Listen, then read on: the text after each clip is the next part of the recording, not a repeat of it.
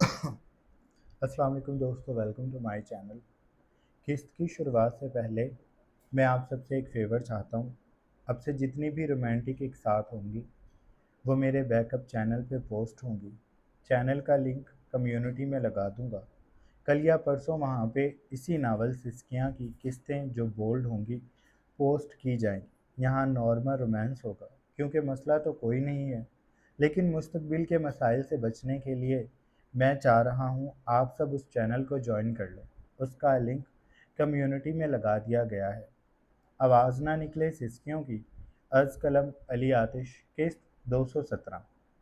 उसने अपने दोस्त से ये बहुत बड़ा धमाका किया था अम्मी पर, जिसका जवाब अम्मी ने गहरी खामोशी से दिया। रिधम को लगा उन्हें सदमा हुआ है। अम्मी, आप सुन रही हैं ना? उसने फ़ोन को कान से मज़ीद चिपका कर कहा था। अम्मी लम्हा भर बाद बोली, हाँ मैं सुन रही हूँ। तो उसने तुम्हें बता ही दिया। रिधम को धक्का सा लगा। बता ही दिया का क्या मतलब है? उसने इतना कहकर तौक़ुफ़ दिया जैसे ज़हन पर ज़ोर डाल रही हो। फिर उसने चौंक कर कहा, आप जानती थी? वो बेसाख्ता बोली तो अम्मी ने ठंडी सांस भरकर कहा, हाँ मैं जानती थी। रिधम ने दिल ही थाम लिया। क्या? धमाका करने वाली खुद धमाके की जद में आ गई थी। हाँ मैं जानती हूँ। अम्मी ने धीरे धीरे बताने लगी कि ये सब शुरू कैसे हुआ था, उनका शक करना और फिर रागिब तक जाना। उन्होंने रिधम को सारी बात बता दी थी। रिधम ने अपना सर थाम लिया। इसी दिन अम्मी को पता चला था। आपने मुझे क्यों नहीं बताया? गोलियों का भी नहीं बताया। सदमे की जगह अब दुख सिमट रहा था। अम्मी ने तहम्मुल से जवाब दिया। उसने मुझसे 2 दिन का वक्त मांगा था। रिधम ने तकलीफ से कहा, मेरे अलावा सारे जहान को पता था कि मेरी औलाद जिंदा है। अम्मी ने उसकी बात पर कहा, रिधम, वो अपनी जगह ठीक है। वो भी ये सब करके खुश नहीं है। सारा कसूर उसका ही नहीं है। रिधम की तकलीफ में इजाफा हुआ। अभी भी आप यही कह रही हैं कि वो बेकसूर हैं? मेरा क्या अम्मी? मैं जो औलाद के लिए तड़प रही थी। उसके सवाल पर अम्मी खामोश हो गई। उनके पास इस बात का जवाब नहीं था। तुम्हें इन बातों को भूलकर अब अपनी तवज्जो अपनी औलाद पर करनी चाहिए। उसे इन सारे दिनों की मोहब्बत दो जो उसने किसी और के आगोश में गुजारे हैं। रिधम ने आंखों से उतरकर आने वाली नमी को उंगली की पोट से साफ किया। मुझे आपसे ये उम्मीद नहीं थी अम्मी। मैं आपको अपनी हर बात बताती हूँ। अम्मी ने प्यार से कहा। वो 2 दिन मैं ना बताता तो मैं तुम्हें खुद बता देती रिधम। रिधम ने खामोशी से कॉल काट दी। उसका दिल उचाट हो गया था। उसके इर्द गिर्द के हर शख्स के पास अपने राज थे जो वह रिधम से दूर रखता था। बस रिधम थी जो अपनी हर बात बता दिया करती थी। उसने आंखें मीच कर सर को बेड क्राउन से लगाया। कमरे की खामोश दीवारें उसे देख रही थीं। उसके कानों में मूसा की मध्यम सांसें सुनाई दे रही थी। वो उसके करीब ही लेटा सो रहा था। रिधम ने बंद आँखों से ही उसके नन्हे से हाथ में अपनी उँगली थमा दी थी।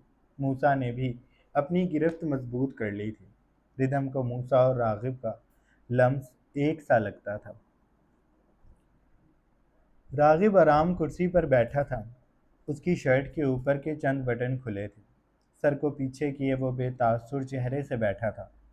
मशीन की घुर घुर उसके कानों में सुनाई दे रही थी। दिल के मुकाम पर सुइयों सी चुभन हो रही थी। वो मुसलसल चुभन उसके पूरे सीने में आहिस्ता आहिस्ता जगह बना रही थी। लेकिन रागिब इस तकलीफ को महसूस नहीं कर रहा था। वह बस खामोश था और उसके जहन के पर्दों पर इस वक्त बस रिधम का सुबह वाला चेहरा था। वो रागिब से नाराज़ थी, लेकिन उसकी मूसा को लेकर तवज्जो, उसकी देखभाल और उसे सीने से लगाए रखना, रागिब ये सब देखकर मुतमईन था। वो एक बात को लेकर खुश था कि वो मूसा को घर पहले ले आया था। रिधम और उसकी अटैचमेंट पहले से गहरी थी। अब अचानक से वो रिधम के सामने मूसा को लाता तो शायद वो कबूल ना कर पाती, लेकिन अब वो मूसा को कबूल कर चुकी थी। पूरी रात उसकी आहटों पर आंखें खोलकर उसकी तरफ लपकती रहती थी। उसके करवट लेने पर भी रिधम की आंख खुली रहती थी। ایسے ہی راغب ردھم کو لے کر ایکٹیو رہتا تھا کہ ردھم ہلتی تھی تو اس کی آنکھ کھل جاتی تھی، اور اب جب اس نے ردھم کو وہی سب موسیٰ کو لے کر کرتے دیکھا تو وہ مسکرا دیا تھا۔ اس کا بچہ بڑا ہو گیا تھا، اس کا ناراض سا بچہ جو اسے دیکھتے ہی ماتھے پر بل ڈال لیتا تھا، اور راغب اسے چھیڑ کر بڑا مزہ کر رہا تھا۔ اب جب وہ شام میں گھر جائے گا تو اس کی فیملی مکمل ہوگی، اس کا گھر مکمل ہوگا، اس کے پاس سب ہوگا۔ ردھم سے بات کرنے کے بعد عطیہ بیگم کچھ دیر نڈھال سی صوفے پر بیٹھی رہیں۔ ان کی طبیعت بوجھل سی تھی۔ وہ اپنے سر کو ہلکے ہاتھ سے کچھ دیر دباتی رہیں، پھر پیروں کو ٹھنڈے فرش پر رکھ کر جوتوں کو پہنتی ہوئی وہ کھڑی ہو گئی تھی۔ چھوٹے چھوٹے قدم اٹھاتی وہ اس کھڑکی کی جانب پہنچی جو نیچے کی طرف کھلتی تھی۔ یہ وہ واحد کھڑکی تھی جو نیچے کی منزل کو دکھایا کرتی تھی۔ انہوں نے کھڑکی کھولی تو نیچے لاؤنج صاف دکھائی دے رہا تھا۔ وہاں امن کی امی بیٹھی بے فکری سے سبزی کاٹ رہی تھی۔ امن ان کے قریب ہی تھا۔ وہ موبائل میں لگا نہ جانے کیا کر رہا تھا۔ اس کی انگلیاں تیزی سے چل رہی تھی۔ وہ اپنے ارد گرد سے بالکل بے نیاز تھا۔ عطیہ بیگم اس کا چہرہ دیکھنے لگی۔ وہی معصومیت بھرا چہرہ، وہی چہرے سے گھنے بال، کشادہ پیشانی۔ اگر وہ راغب کے منہ سے امن کی حقیقت نہ سن لیتی تو اس چہرے کو دیکھنے کے بعد وہ کبھی بھی اس بات پر یقین نہیں کر پاتی کہ ردھم کے ساتھ جو کچھ ہوا ہے وہ امن نے کیا ہے۔ ان کا رات سے بس نہیں چل رہا تھا کہ وہ نیچے جائیں اور چیخ چیخ کر سب کو امن کی اصلیت بتا دیں، لیکن وہ کس کو چیخ کر بتائیں گی؟ امن کے گھر والوں کو؟ ہو سکتا ہے یہ سب لوگ شامل ہوں، اور ان کی ایک چھوٹی سی غلطی امن کو محتاط کر سکتی تھی۔ راغب نے انہیں سختی سے کہا تھا کہ وہ اس بات کو اپنے تک رکھیں گی۔ یہ ایک دو دن کی بات ہے۔ امن کا دوست اس ملک سے جا چکا ہے۔ اب جیسے ہی یہ خبر امن کو ملے گی تو امن کی دنیا ہی ہل جائے گی، اور اس وقت اس کا تماشا سب دیکھیں گے۔ اسی لیے عطیہ بیگم خود پر ضبط کیے بیٹھی تھی۔ ان کی نگاہیں امن پر جمی ہوئی تھیں۔ تبھی امن کسی احساس کے تحت ادھر ادھر دیکھنے لگا۔ گردن کو موڑ کر اس نے جب کھڑکی کی طرف دیکھا تو عطیہ بیگم وہاں سے ہٹ گئی تھی۔ امن کچھ دیر کھڑکی کو دیکھتا رہا، پھر شانے اچکا کر دوبارہ اپنے موبائل میں مصروف ہو گیا۔ عطیہ بیگم دیوار سے کمر ٹکائے گہرے گہرے سانس لے رہی تھی۔ انہیں امن سے خوف آنے لگا، اور خوف سے زیادہ انہیں امن سے کراہت محسوس ہو رہی تھی۔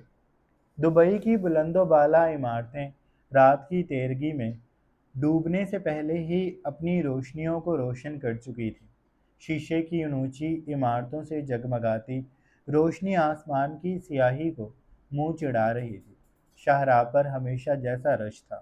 عرفان اور رابعہ ایک دوسرے کے بازو میں بازو ڈالے اطراف کی چیزوں سے محظوظ ہوتے پھر رہے تھے۔ وہ لوگ شاپنگ کرنے کے لیے نکلے تھے۔ کافی دیر بعد انہیں آزادی کا احساس ہوا تھا۔ یوں لگ رہا تھا جیسے کاندھوں سے بوجھ ہٹ گیا ہو، یا کوئی مضبوط سہارا مل گیا ہو، جس کے بعد اب انہیں کسی بھی چیز کا ڈر نہیں ہے۔ وہ اپنی دنیا میں مگن ایک دوسرے سے باتیں کرتے آگے بڑھ رہے تھے۔ عرفان نے شاپنگ بیگز اٹھا رکھے تھے، اور رابعہ دونوں جانب موجود دکانوں کو تنقیدی نگاہوں سے دیکھتی آگے بڑھ رہی تھی۔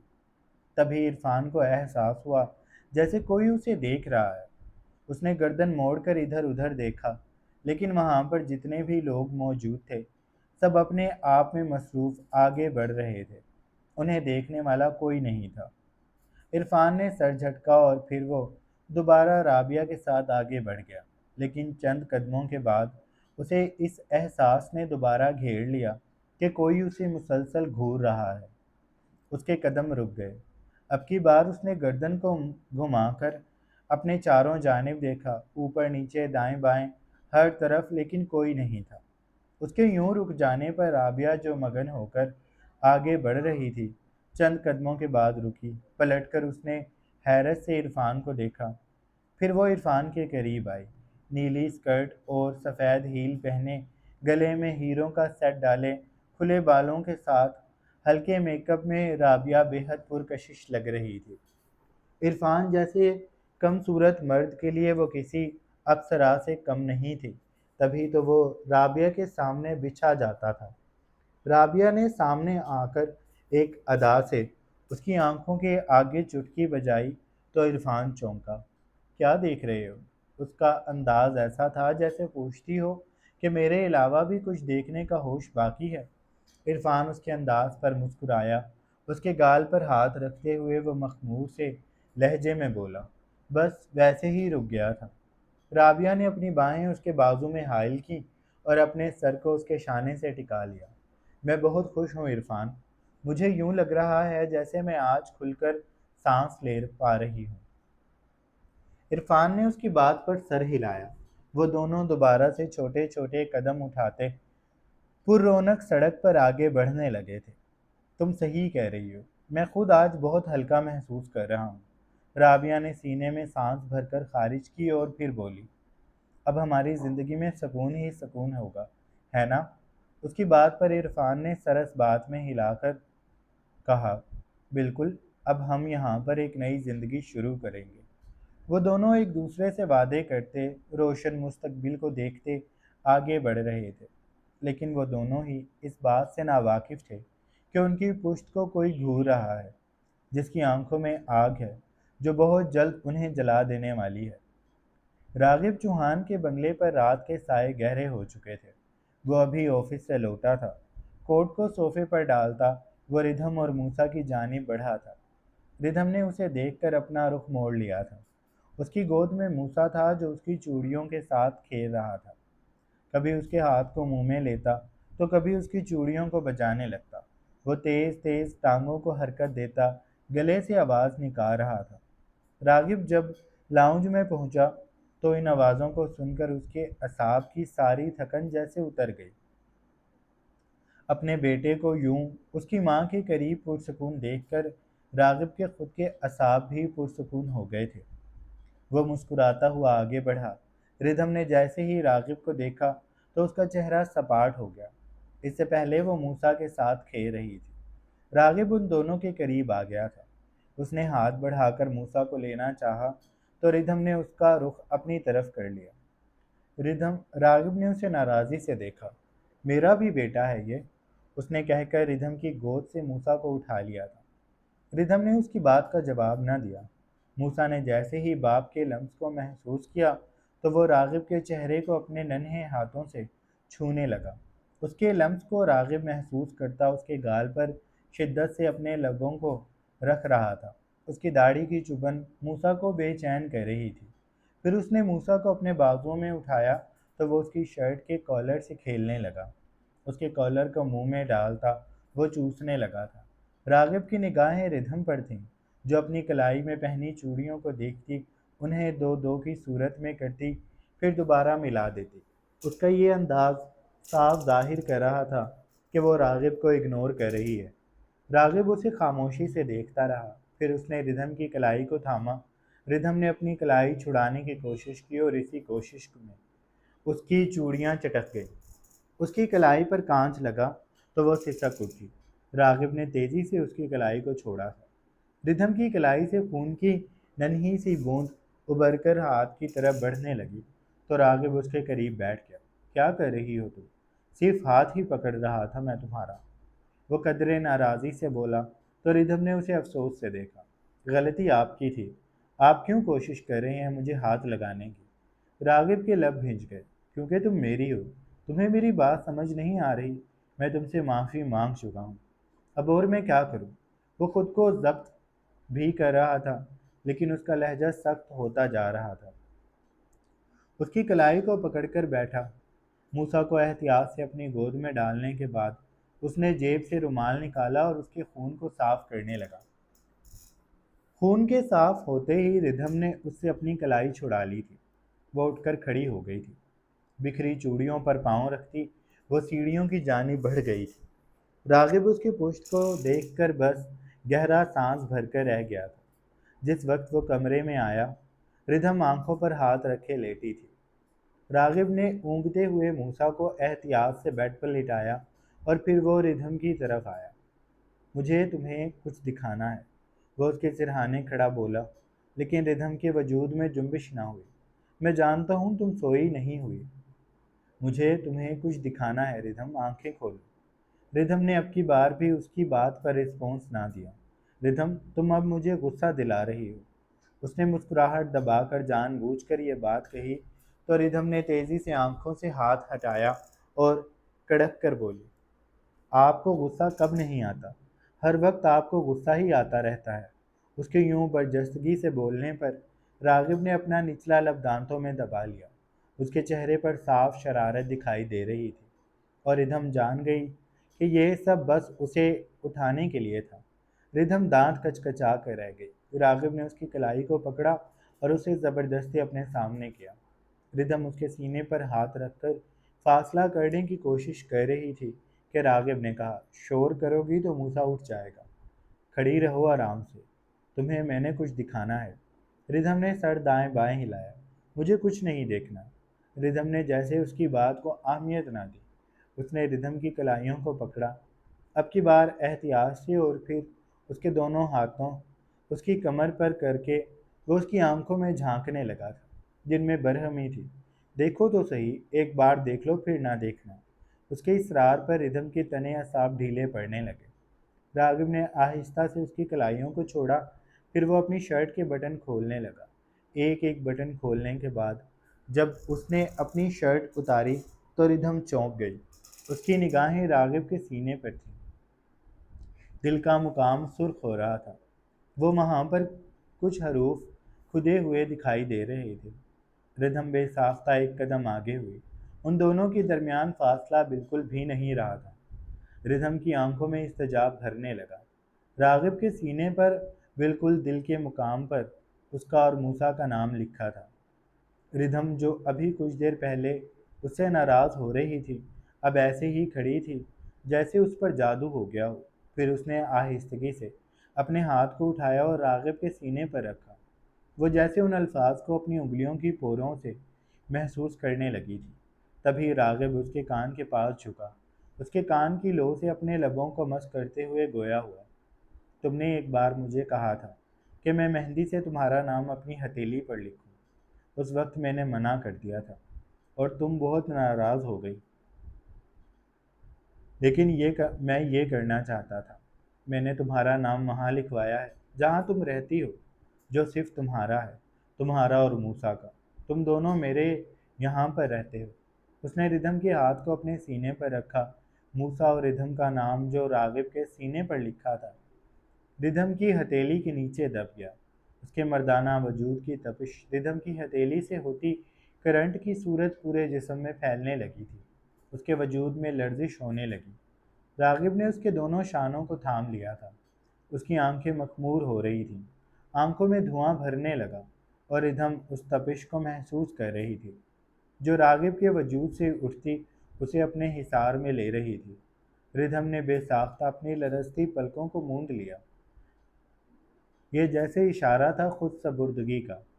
پھر راغب کی نگاہیں اس کے من موہنے سے چہرے سے ہوتی ہوئی اس کی راج ہنس جیسی گردن پر ٹھہر گئی۔ وہ لمحہ ایسا تھا جیسے سمندر کے گہرے پانیوں میں طوفان اٹھا ہو جو انسان کو نگل لے، اور راغب اس طوفان میں غرق ہوتا جا رہا تھا۔ راغب کی انگلیاں دھیرے دھیرے ردھم کی انگلیوں سے الجھ رہی تھیں۔ وہ اسے اپنے بے حد قریب کر چکا تھا، اس کے پور پور پر محبت لکھتا۔ وہ اسے اپنی محبت کا یقین دلانے لگا تھا، اور وہ ابھی ردھم کے مزید قریب ہوتا کہ موسیٰ جو گہری نیند میں ابھی سویا ہی تھا ڈر کر اچھلا اور پھر زور زور سے رونے لگا۔ ردھم نے راغب کو پیچھے دھکیلا۔ اگر وہ ایسا نہ بھی کرتی تو بھی راغب رک چکا تھا، لیکن ردھم اسے دھکیل کر موسیٰ کی طرف بڑھی۔ اس نے موسیٰ کو گود میں لیا اور راغب کو برہمی سے دیکھا۔ اب آپ میرے قریب نہیں آئیں گے، میرا بیٹا اٹھ گیا آپ کی وجہ سے، دور رہیں مجھ سے، وہ کہہ کر موسیٰ کو گود میں لیے کمرے سے نکل گئی تھی۔ راغب بس جیسے اپنے ارمانوں کا جنازہ نکلتا دیکھتا رہ گیا تھا۔ امن آج صبح جب اٹھا تو وہ بے حد خوش تھا۔ امی کے چہرے پر بھی دبی دبی سی خوشی موجود تھی۔ ناشتے میں انہوں نے خاص امن کو دہی اور شکر کھلا کر اس کا ماتھا چوما۔ امن امی کو اپنی باہوں میں لے کر ان کے گالوں کو چوما اور خوشی سے گویا ہوا، آج مجھے میری اور آپ سب کی ٹکٹ وغیرہ مل جائے گی، ہم شام تک یہاں سے چلے جائیں گے۔ امی نے جوش سے سر ہلایا۔ بہنیں خاموشی سے ناشتے کی میز پر بیٹھی انہیں دیکھ رہی تھی۔ ان کے چہرے پر کوئی تاثر نہیں تھا۔ انہیں اس گھر میں اپنا کردار کسی کٹ پتلی جیسا لگتا تھا، جس کا کام بس دوسروں کی انگلیوں پر ناچنا تھا، اس لیے وہ اپنے حال کو قبول کر کے خاموش تھی۔ امن امی سے ملنے کے بعد گھر سے نکل گیا تھا۔